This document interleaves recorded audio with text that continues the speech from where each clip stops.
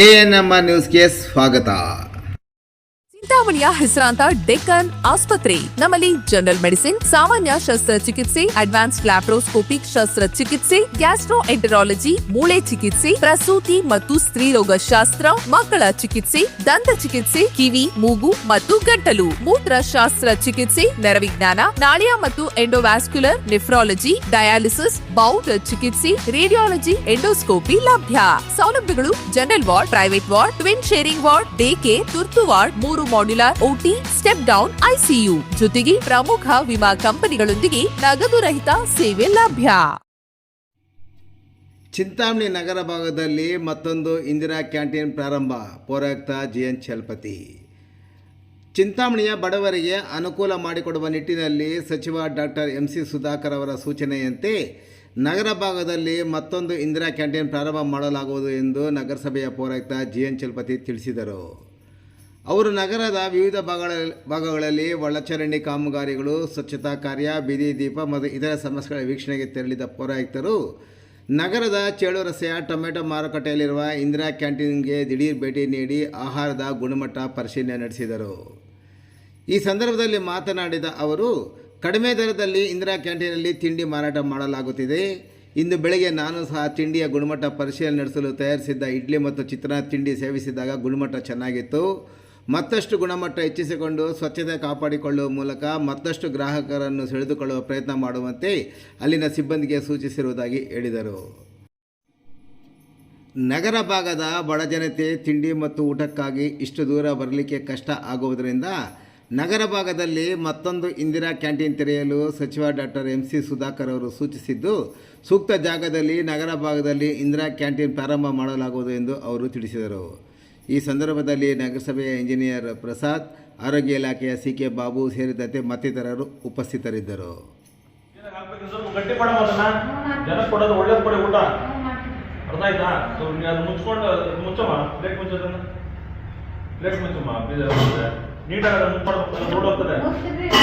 ಜನರು ಕೂಡ ಊಟ ಚೆನ್ನಾಗಿ ಕೊಡಿ.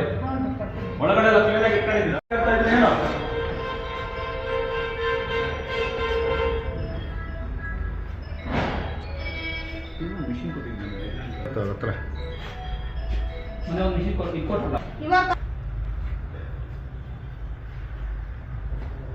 ಇದು ಚಪಾತಿ ಮಿಷನ್ ಯೂಸ್ ಮಾಡ್ತಾ ಇದ್ದೀರಾ? ಏಕೆ? ಆದ್ರೂ ಯೂಸ್ ಮಾಡಿ, ಅದನ್ನ ಯೂಸ್ ಮಾಡ್ಬೇಕು. ಸುಮ್ಮನೆ ಗೌರ್ಮೆಂಟ್ ಕೊಟ್ಟಿರೋದನ್ನ ಲಾಸ್ ಮಾಡ್ಕೊಡ್ದು. ಅರ್ಥ ಆಯ್ತಾನವ? ಅದು ಏನೋ ಗ್ಯಾಸಿನ ಕುಕ್ಕರ್ ಸರ್ ರಾತ್ರಿ ಹೊಡೆದಾಕ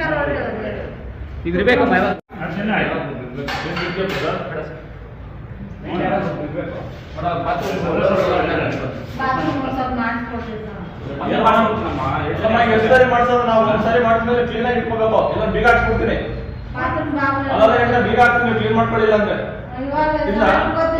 ಟಿಫನ್ ಕೊಟ್ಟ ಎಷ್ಟು ಕೊಡ್ತಾರ? ಒಂದ್ ಪ್ಲೇಟ್ಗೆ ಎಷ್ಟು ಕೊಟ್ಟಪ್ಪ? ಒಂದ್ ಪ್ಲೇಟ್ಗೆ ಟಿಫನ್ ಎಷ್ಟು? 5 ರೂಪಾಯಿ ಇಡ್ಲಿ, 5 ರೂಪಾಯಿ ರೈಸ್. ಎಷ್ಟು ಇಡ್ಲಿ ಕೊಟ್ರ? ಚೆನ್ನಾಗಿಲ್ಲ? ಯಾಕೆ ಎರಡು ಕೊಡ್ತಿದ್ರ? ರೈಸ್ ತಿಂದಿ, ಅವನು ಇಡ್ಲಿ ತಿಂದಾನ. ಯಾಕೆ ಸುಳ್ಳು ಹೇಳ್ತೀಯ? ಆಯ್ತು, 3 ಕೊಡಿ. ಆಯ್ತಾನಮ್ಮ? ಇಲ್ರಿ ಸರ್, 3 ಕೊಡ್ತೀನಿ. ಚೆನ್ನಾಗಿರುತ್ತೆ ಟಿಫನ್. ಎಷ್ಟು ತಗೊಂತಾರ ದುಡ್ಡು? 10 ರೂಪಾಯಿ ಇಡ್ಲಿ ಕೊಡ್ತಾರೆ, ರೈಸ್ ಕೊಡ್ತಾರೆ. ಎಷ್ಟು ಇಡ್ಲಿ ಕೊಡ್ತಾರೆ? 5 ಇಡ್ಲಿ ಕೊಡ್ತಾರೆ ಸರ್. 10 ರೂಪಾಯಿಗೆ.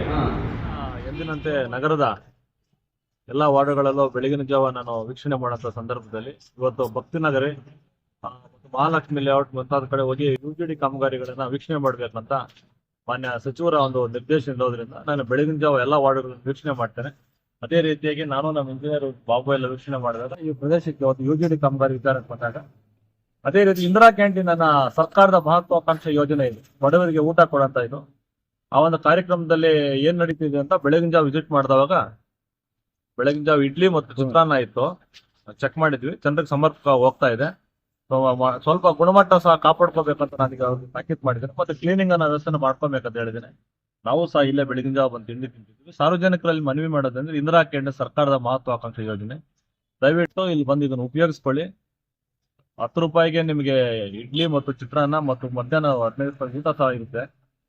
ಸೊ ಈ ಒಂದು ಇದನ್ನ ಉಪಯೋಗಿಸ್ಕೊಂಡು ಇರುವಂತ ಕೂಲಿ ಕಾರ್ಮಿಕರಿರ್ಬೋದು, ಬಡಬಗರಿಗೆ ಇದು ಒಂದು ಅಮೃತ ಇದ್ದಂಗಿದೆ ಈ ಒಂದು ಇಂದಿರಾ ಕ್ಯಾಂಟೀನ್ ಈ ಭಾಗದಲ್ಲಿ. ಮತ್ತೊಂದು ಇಂದಿರಾ ಕ್ಯಾಂಟೀನ್ ನಗರದ ಹೃದಯ ಭಾಗದಲ್ಲಿ ಮಾಡಲು ಈಗಾಗಲೇ ಮಾನ್ಯ ಸಚಿವರು ಕಾರ್ಯೋನ್ಮುಖರಾಗಿದ್ದಾರೆ. ಶಾರ್ಟ್ಲಿ ನಮಗೆ ಅಲ್ಲೂ ಸಹ